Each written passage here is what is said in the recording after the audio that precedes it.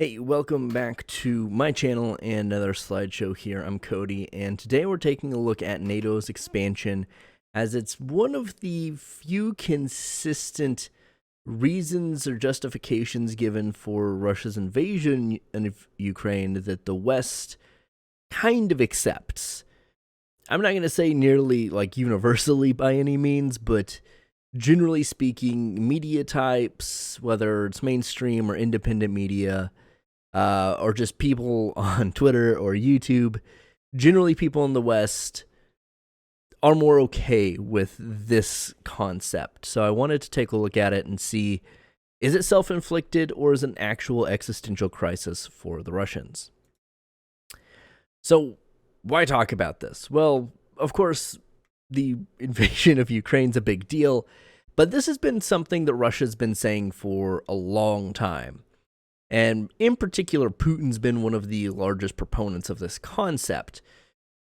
So with the war in Ukraine continuing and NATO members not only increasing their aid to Ukraine, but the possibility of Finland and Sweden joining the bunch fairly soon, probably maybe Finland before Sweden at this point, thanks to Turkey and their relationship. But with heavier armor going, such as the Abrams, the Bradley, the Leopard 2s, the Martyrs, and Challenger 2s, you have a lot of Europe and, of course, the United States putting more long-term commitment into Ukraine, since it's been about a year, or coming up on a year since the invasion.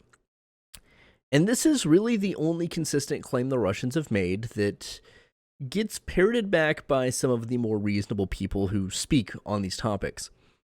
Now, once again, not universal. There are people who say, oh, this is a bullshit claim, or there are people who will say, oh yeah, no, this makes total sense. But I wanted to look into it because no one really goes super far into it and just is like, oh, the Russians did it to themselves, or no, the Russians are totally in the right on this, or partially, depending on who you ask. So what am I going to cover? Well, it's important we look at NATO's origins, their current roster, and generally when people joined, so we can kind of see a creep or an expansion, or rather an exodus away from the Warsaw Pact into NATO at certain points in history. We'll take a look at the political context, the military context, then we'll go by decade. So since the fall of the Soviet Union, we'll talk about the 90s, the 2000s, the 2010s, and the 2020s, each one being hallmarked effectively by some form of Russian aggression to a previous state that was in their sphere of influence, whether that be the Chechen Wars, the Russo-Georgian War, the annexation of Crimea, or the eventual invasion of Ukraine proper.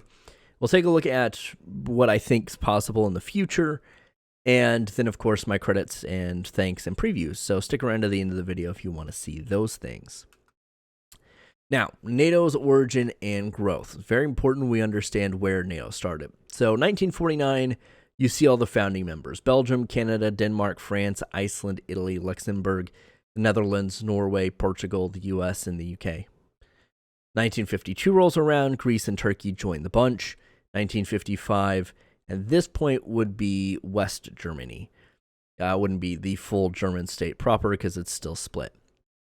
1982, Spain joins the bunch, and then 1999. So this would be the first expansion since the fall of the Soviet Union. You're looking at Czechia, the Czech Republic, Hungary, and Poland. Now, it's important, and we'll discuss this more by decade in a little bit. From my understanding, and I could be wrong, so if I am, please correct me down in the comments below. And this is like the only reason that people kind of see this as a valid claim from the Russians, or one of the reasons at least, from the Russian side, is everything past 1999, there has been some kind of invitation, right? Now, that doesn't necessarily fast-track any applications or anything. It's just, hey, we would be open to the idea.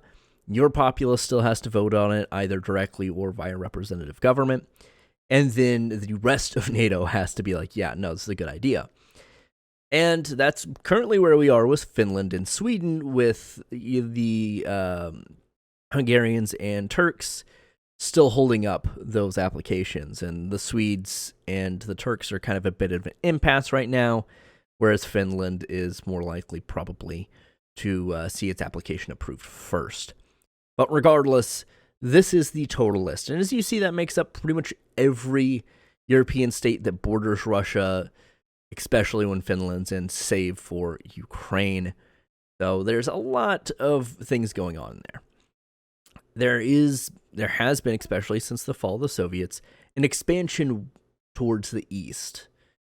However, it is important to note that pretty much all of these states, all the Warsaw Pact states, after the collapse of the Soviet Union, were in real rough shape. Now, for the most part, the Russians weren't being aggressive to most of them, right? There was some diplomatic stuff, but generally Yeltsin was trying to just survive, just trying to float, just, trying to keep his head above water. And then, the first Chechen War breaks out. But as far as the rest of the actual European Warsaw Pact, there's not a lot of, direct aggression necessarily. But all of them had economic issues trying to change from the kind of communist, socialist setup to a more open capitalist economy. And that takes a long time. That's not something you do overnight. So security wasn't necessarily the first thing on a lot of these countries' mind, save maybe from their populace. So let's talk about the politics. This all effectively starts with the collapse of the Soviet Union, right? NATO prior to that was what it was, and there was, of course, a lot of rhetoric on both sides of not trusting the other side. That was a bit problematic when the Soviet Union fell, and suddenly a lot of the Warsaw Pact countries were potential friends, and the Russians were trying to be less antagonistic, and the Americans or NATO were also trying to be less antagonistic. It was much more of a partnership, and trying to kind of stabilize Europe at that point. So there's a couple of views on this process, because Mikhail Gorbachev, at the time, the leader of the Soviet Union, had many meetings over the years, especially in this era leading up to the Soviet collapse and after it, meeting with Secretary of State James A. Baker, who at this time was George H.W. Bush's Secretary of State, who would make trips and try to balance this stuff out. If I'm correct, he was also the one that had helped broker the deal in Ukraine as far as giving security assurances in exchange for the nuclear weapons either going back to Russia or being disposed of, depending on what it was. And Gorbachev fully knew, he's like, okay, we're not going to station troops any further. NATO's not going to push up on us and station troops any further than Germany, which had kind of begun its process of reunification. Whereas Putin sees that as a very set in stone, hey, NATO will not expand, even though the words NATO will not expand were not said. It's just, we will not position our troops any closer. If other countries join now, it's kind of a different thing, but then it's like they're NATO troops eventually, so it's a whole thing. But he perceives this as a lie, and this is something he consistently talks about and uses as a basis to say, hey, I'm going to warn you, NATO, do not expand closer, which, of course, has not worked in his favor in light of the Russo-Ukrainian War. However, there was no treaty signed, there was no agreement, there was no formal diplomatic paper or agreement signed specifying this. This all kind of hinges around the concept, at least these private conversations between Secretary of State James A. Baker and the leaders of the Soviet Union or the Russian Federation at the time, depending on what time frame you're looking at, was really focused on German unification, right? Because this is the East German, West German reconnecting. So you've got this kind of collapsed Soviet state here being reconfigured into a larger German state. And this was a concern, obviously, for the Soviets or the Russian Federation, who were like, okay, NATO could just wipe the floor with us, and this is a pretty big threat for us. But there wasn't a lot of chest beating. This was not something that NATO saw as necessarily a victory. Like, of course it was, but NATO was kind of the whole point of, we need something against the Soviets just in case. We need this larger alliance. Whereas the fall of the Soviet Union actually brought different challenges that NATO wasn't necessarily equipped for, because there was a lot more of a need for diplomatic and economic relations that NATO doesn't inherently bring. And with its whole process, it just makes it more difficult for some of these states. So the German reunification was a big deal for NATO, for the Soviets. And that brings us to a man that a lot of people like to reference when talking about NATO's expansion, in George Kennan.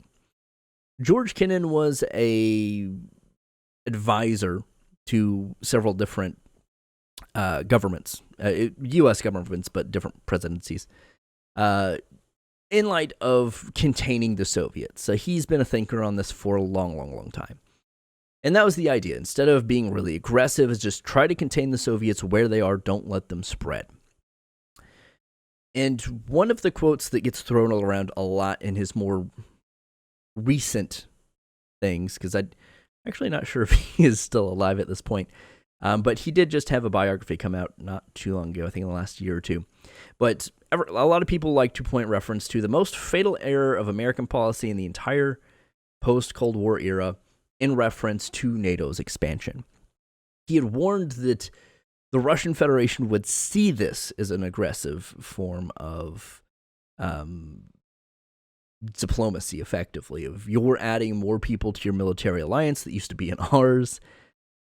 That's a bit of a problem for us because most of them border us. Not counting that most of these states are significantly smaller than Russia and usually have a history of being invaded by Russia. But regardless, George Kennan was actually, oddly enough, also the ambassador to the USSR during and after World War II, and he penned what is called the Long Telegram, which is effectively a communique back to the U.S. saying, hey, the Soviets are a threat. Now, of course, he goes, that's why it's called a Long Telegram. It's very long, but he goes into more things than that. But that was the vague gist. So he still saw the Soviets as a threat, but didn't want to be super antagonistic.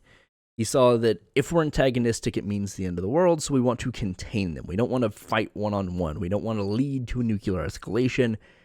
We just want to contain communism where it is, and then you lead into things like the Korean War and Vietnam and several other wars that we'll take a look at in a moment. But politically speaking, no one in an official capacity for the U.S. has ever promised that NATO would not move forward. Now, once again, in good faith, probably not a great look, but we also have to understand that politically speaking, joining NATO is not an easy task, which is why Sweden and Finland joining has taken, coming up on a year at this point, or somewhat close, and still has no definitive end date, right? This is, from a political standpoint, a very long process. Your country itself, whether it's a direct referendum or whether it is your political parties, your houses of parliament, your congresses, whatever they may be, your legislative bodies have to vote, typically, in order to join. So your populace has to be on board with the idea. Your application gets put in, and this goes through several processes depending on the country as well, but it gets put in, then the rest of NATO has to ratify that.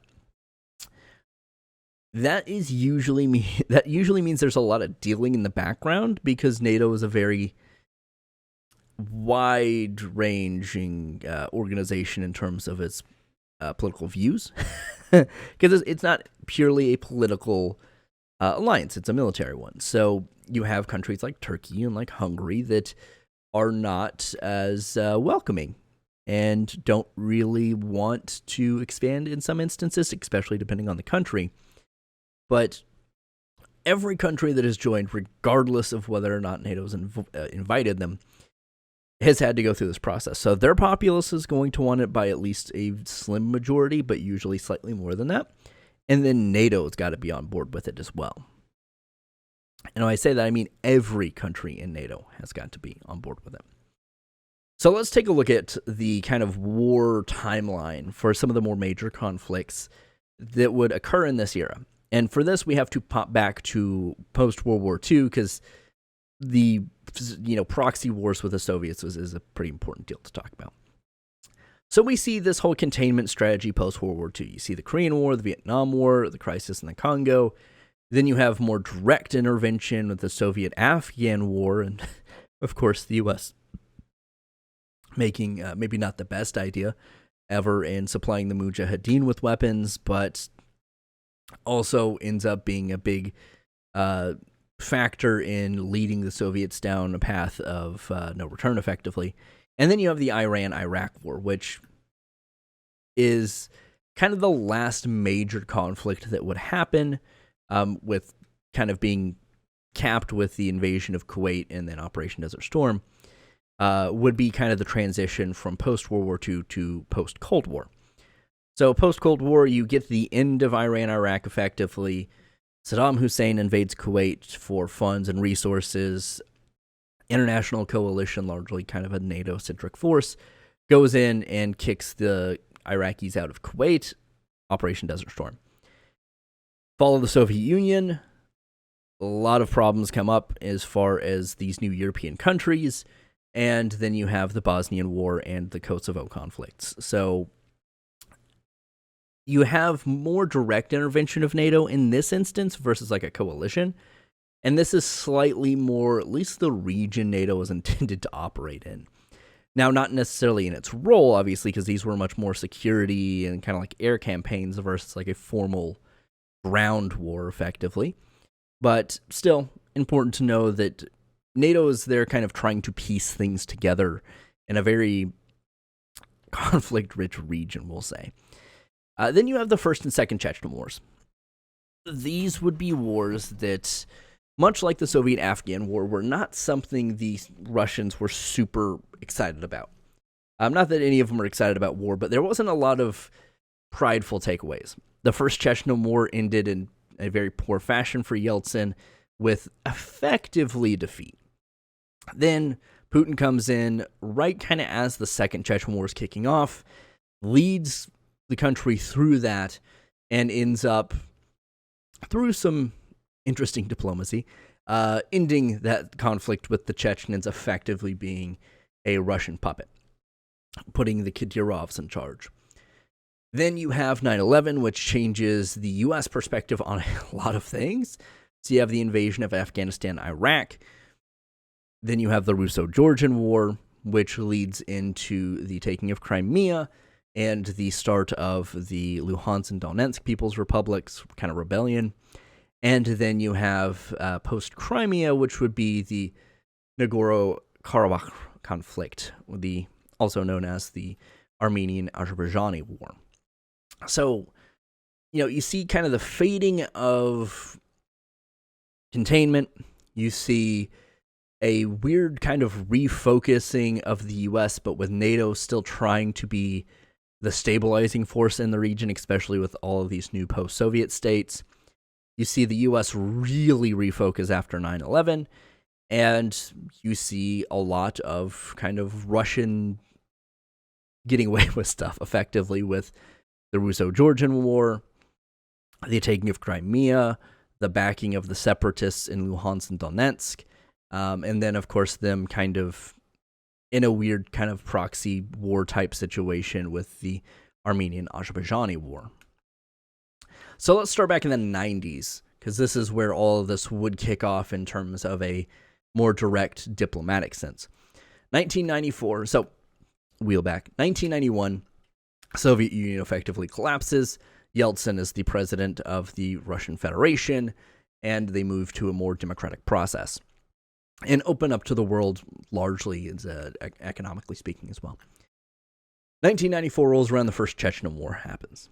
This is a very bloody conflict. This is not a conflict that is well remembered for the Yeltsin administration. And like I said, it ends in defeat. The Chechens end up effectively keeping their country. Now, of course, there's still kind of warring parties there, but generally the Russians are like, okay, well, we're not going to stick around for this for the most part, at least in a massive way. 1999, NATO has, or the process starts in 97, but 99 is when it kind of ends. You have NATO's Madrid summit in 1997, where the kind of formal invitation, if you will, or just saying, hey, these countries, think about it, to the Czech Republic, Hungary, and Poland as far as joining NATO. Now, of course, they have to go through their processes. The NATO's got to approve it. And as you see, this is roughly like a 2-year process, which is why Finland and Sweden almost being in the alliance after just coming up on a year is a pretty big deal. That's very fast-tracked by comparison. And they were already kind of partners, and that's something that NATO's kind of already been thinking about, obviously. But as far as it goes, these are the first 3. So you have the Czech Republic bordering Russia, you have Hungary, and then you have Poland on the other side of the Czech Republic. But the only one that actually borders Russia proper, kind of, through Belarus, mostly, is Poland. I mean, more than that, but you know what I mean. So, kind of aggressive, right? Now, once again, these are all instances where the populace of the country wanted to join, and the rest of NATO was like, yeah, this is fine. This is kind of the start of where all of this conversation for me stops being the most, or not say it's not as valid, in my opinion. I do think that, and we'll get to my conclusions later, this process right here is the start of why all of this makes more sense, right? The first Chechen War kicks this off. This signals to pretty much everyone else that Russia may not take you over, but they may try. The Czech Republic and Hungary, not nearly as big of a deal. They don't directly border the Russian Federation or any of its kind of puppet allies. But the Hungarians have had strong ties with the Russians. And the Poles actually border, Belarus, and I might be crazy about parts of Russia. I need to look at a map now. But, these are states that, Poland in particular is like, hey, this is still kind of a fresh memory for us, right? We had kind of our rebellion, revolution kind of movements happening in the 80s, and now we're our own country. We've had our own identity for a long time. So this is kind of the linchpin of it, is the Poles are the most probably direct as far as like, hey, the Russians might be threatened by this, but all comes back to the Chechen War. Now, of course, there's complicating factors with that. There was a lot of resistance and a lot of kind of warlord type situations in Chechnya. But regardless, it showed the Russians would not put it past themselves to try to reestablish what they thought their sphere of influence was and what they would need to do to secure most of where they felt comfortable in terms of defensive capabilities, right? In terms of land. So all that kind of conversation about, hey, if Russia takes Ukraine, they're not going to stop. Poland's on that list. So Soviets collapse. A couple of years later, the first Chechen War breaks out. 1994 to 1996, it's not quite 2 years, but it's around that frame. Military casualties and losses. So the Chechens lose up to about 3,000 people as far as their soldiers are concerned, and the Russians, a much bloodier nose in this instance, with anywhere from 5,732 to 14,000 Russian soldiers killed. Estimates differ between whether you're looking at Chechen numbers, Russian numbers, independent numbers, but it gives you an idea, the low end and the high end. So it's somewhere in that number, and that's a pretty staggering difference. Now, as you'll see in that picture down there on the right, there was a lot of infrastructure damage in this. The Russians did not take the bloody nose without blooding the nose of Chechnya. There was a lot of damage, but it would not compare in some instances to what would happen in the Second Chechen War, which we'll get to. Civilians killed anywhere from 30,000 to 100,000, once again, depending on your estimates or who you're getting your estimates from, but still a very bloody conflict, especially for Chechens. Now, once again, this was kind of a collected resistance to the Russians, but there's still a lot of infighting in the Chechens at this point. Then you get those accords. I'm not even going to try, and I'm not going to even get close. The Kasavayurt Accords, probably not close, but basically that ends the whole conflict for the Russians effectively, which leads into the Moscow Peace Treaty saying, hey, we're at peace with the Chechens. We're cool with y'all. You keep doing you. And then the infighting with the Chechens continues themselves. But you still have a lot of kind of resentment in a lot of ways from the Chechens to the Russians. And there's still some, what would effectively ended up being terrorist acts against the Russians in the years coming, which would lead to the Second Chechen War. But you still have even resistance fighters from these Chechen wars that are fighting on Ukraine's side right now. So it's sufficient to say, depending on who you were following into these wars, your resentment towards the Russians is significantly higher than, being under the Kadyrovs. Then you get to the 2000s. This would be where the transition to Vladimir Putin's administration or eventual regime that would start. So in 1999, you'd see the start of the Second Chechen War, which would come to an end in 2000. And Putin was smarter about this. This was less of a direct war. Now, of course, they had forces. The Russians were deployed there. But he would support one of the warlords and kind of effectively buy him off. And that's where you see the Kadyrovs come in. That leads to the 2002 Prague Summit, the NATO Prague Summit, I should say, in which the invitation goes out to Bulgaria, Estonia, Latvia, Lithuania, Romania, Slovakia, and Slovenia. In 2004, they would join. So once again, about a 2-year time frame here. And then in 2009, Albania and Croatia would join the alliance. As you can see, most all of those countries, especially the ones that border the Russians, are small countries. Right. Now, that doesn't mean that they're not capable. It just means if you are a small country, there's a very small likelihood that you're going to do super well in a war against the Russians. They try to invade you, especially in light of the Second Chechen War ending how it does, especially as it's very brutal as well. All of these countries are like, okay, maybe this is a good idea, and their populaces end up thinking the same thing, right? Anytime there's an act of Russian aggression, usually the bump in your polls for NATO support is enough to get you over the finish line, right? So like I said, there are a lot of instances, Finland and Sweden are a good instance here, that even their public opinion polls on NATO were not over half before the Russian invasion. I think they were like the 40s. Post-invasion, I believe I saw some metrics that were outliers, like up into the 60% for NATO support, but would hover around like the 52 to 55 mark. So it's enough to say, okay, the people who were maybe undecided or said, well, maybe not right now, were like, okay, maybe this is a good idea. We want some protection. So that's where you see a lot of these smaller countries, especially the ones bordering Russia, decide to make this move. This was not a flood after the fall of the Soviets. This was a staggered thing that pretty much always follows some form of Russian aggression towards a smaller neighbor. Which leads us to the Second Chechen War. Now, there is an asterisk here. The formal war ends in 2000, but there's still a lot of guerrilla fighting, insurgency that happens up until 2009 effectively. And this is a little bit more balanced in terms of losses. The Chechen losses would range, depending once again on your estimate, from 7,268 to 14,000 Chechen soldiers killed, while the Russians lose anywhere from 3,170 to 16,299.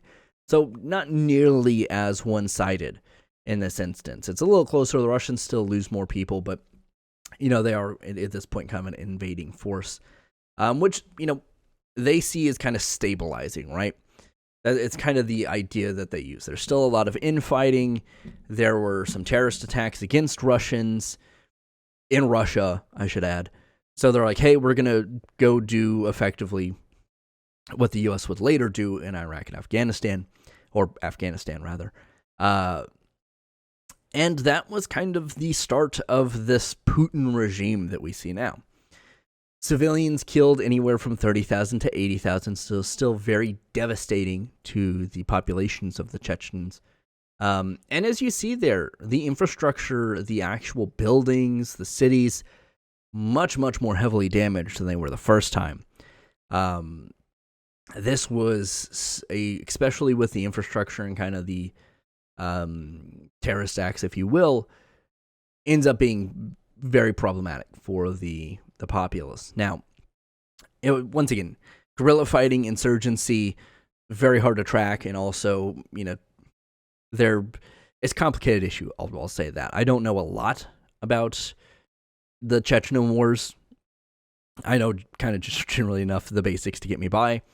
So, if you guys want to have that conversation, I guess go for it in the comments. But the point is, the Russians take part, they lose a fair number of people.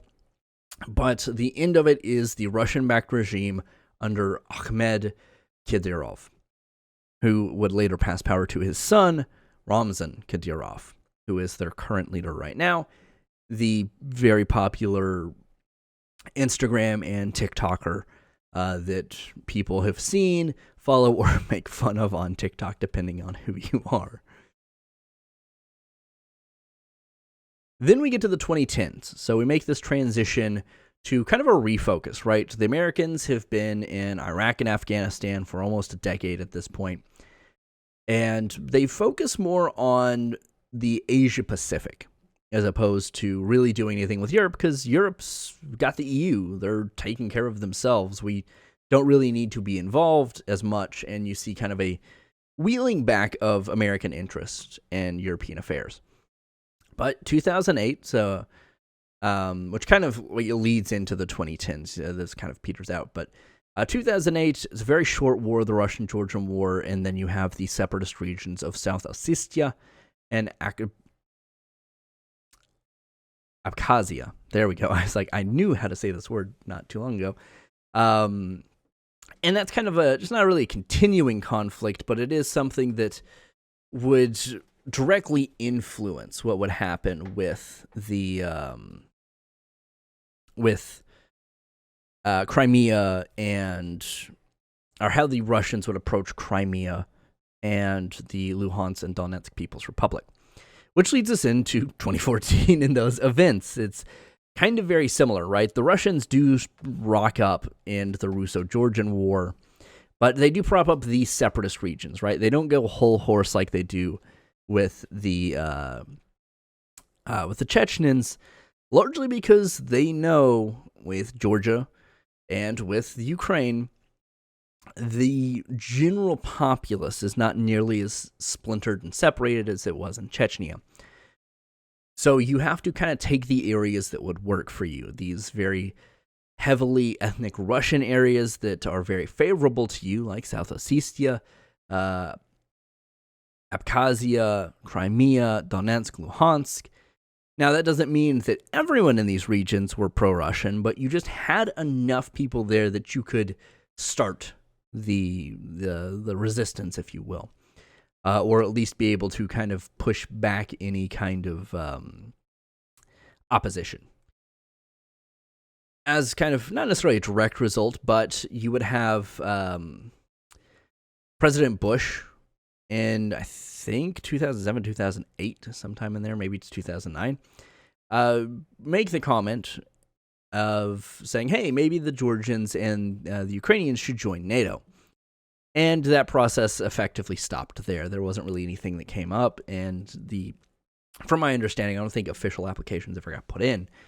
But generally speaking, these would be the two countries that, A, would be the most likely to have direct conflicts with Russia, but also the two countries that probably needed it the most.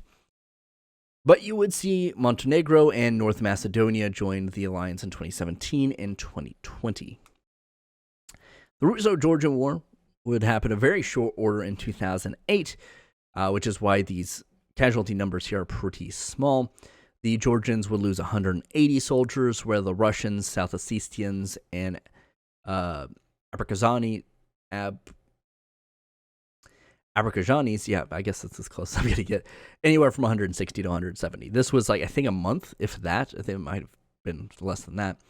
And then civilians losses would be anywhere from 162 to 365, depending on who you ask, which would ultimately result in the separatist regions of South Ossetia and Abkhazia. These are still in existence. These did not get retaken by the Georgians. These, from my understanding, have not really been recognized by any international bodies outside of, once again, I think like Iran and North Korea might have recognized them at some point, but generally speaking, the international community, the EU, most of the UN member states do not recognize these two as individual regions, but they're there. The Georgians have not tried to do anything because they know the Russians will roll back up in there, and it's not good. The Russians are still pretty powerful. Then you get to 2014 with the annexation of Crimea, Donetsk, the annexation of Crimea, and the Donetsk and Luhansk separatists rising up. The 2014 happens, the revolution of dignity happens, there's political instability, so the Russians see this as an opportunity to quote-unquote stabilize the area with their influence, and you see the annexation via the little green men in Crimea. And then you get the Donetsk and Luhansk separatists, which effectively starts the war, which would be somewhat of a proxy war for the Russians for a while, but would eventually lead to the full functional invasion of Ukraine. Which brings us to this decade, which we're only a couple of years into, or 3 years, I guess a few years. The Russian invasion of Ukraine happens. Sweden and Finland put their applications in for NATO membership. Turkey is not super stoked with Finland right now, or Sweden, but they are hinting that Finland might just get the pass. They don't have nearly as many issues with Finland, but that would probably, from a geopolitical standpoint, be the one that's much more concerning for the Russians because it shares much more of a land border than Sweden does. But both are very potent military powers in their own right. Both are very close to the more Arctic regions of Russia and share decently sized land borders with them. As a direct result, NATO expands again. So, looking forward, what do we think is going to, or what do I personally think is going to happen? So, of course, Finland and Sweden will get into NATO. I think the Turkey question is something that we may have to wait until May to get a definitive answer on whether or not Sweden gets in. It depends on Turkish elections, because I think they happen in May. But I do think Finland and Sweden will get in. I don't know if the U.S. is going to have to hold the Turks over the fire to get Sweden in, but those two will get in. At the very least, a partnership, much like the Swedes and the Finns had before their application to NATO, for the Ukrainians and the Georgians.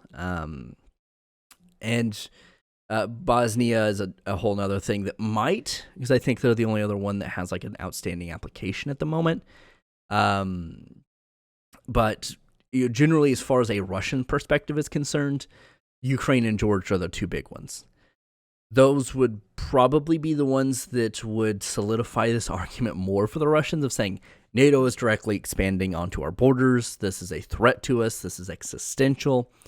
Because they know, generally speaking, a conventional war against NATO forces is not going to go well for them.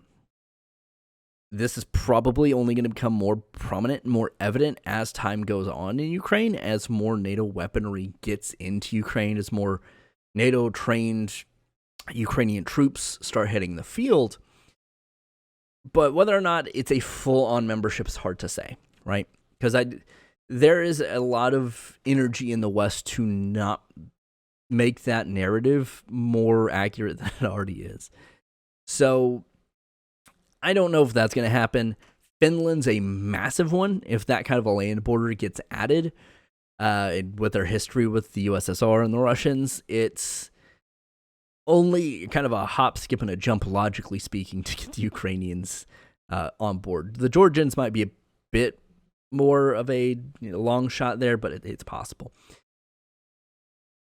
Then you have the Russians. Regardless of how this ends, it's even if they take all Ukraine, which I severely doubt they would have the capability to, they're going to be isolated super hard from most everybody. Now, the Russian economy is a little bit better built for this. They're generally considered a raw material exporter. So they, export energy goods, fuels, natural gas, things like that, raw resources, raw metals, things of that nature, pig iron, things like that, foodstuffs as well. And they also have bricks to kind of fall back on. The problem being is they will not have nearly the prestigious standing in bricks and kind of be subservient to everyone else, which I'll talk about later in a different video. But generally speaking, my concept, right? This is kind of my personal thought section, if you will. I don't think that this argument makes sense. It's probably, out of the ones they've given, it's the closest one to making sense, but generally I don't feel like this argument is made in good faith. Almost every time, especially since the fall of the Soviet Union, but every time since then a batch of nations have joined NATO, it has been almost a direct result of some form of Russian aggression somewhere else. Now, I know people who might be pro-Russian or be more skeptical would say, well, the U.S. did it in Iraq and Afghanistan, and whataboutism is not something that, once again, is almost ever in good faith. But, there's a lot of people in the West that do not agree that Iraq and Afghanistan made sense. That's why, almost since, like the first time Obama got elected in 2012, it was a consistent political talking point about getting troops out of Iraq and Afghanistan, and it still took us 20 years. But yeah, no, this is not an argument that I think makes a lot of sense, right? This is much more self-inflicted. Now, there's a lot of nuance and stuff that can be brought into this conversation about whether or not the Russian aggression was unwarranted, but generally speaking, all of the countries that have been under Soviet rule at some point have a concern that the Russians could do that again. So I don't think it is unheard of or out of line or out of step or out of touch to say that these NATO expansions are largely self-inflicted on the Russian side. They can treat it as existential, but generally speaking, since the fall of the Soviet Union, NATO has not, nor the NATO countries, the member countries, have not made an aggressive act against another country, especially the large ones that the Russians were scared of, or had concerns about, rather, I'll say. The U.S. did not tamper with any or invade any of the Russian states or the Russian-influenced states. Nor did the Brits, nor did the Germans, nor did the French, nor did the Norwegians, nor did the Spanish, nor did the Italians, nobody.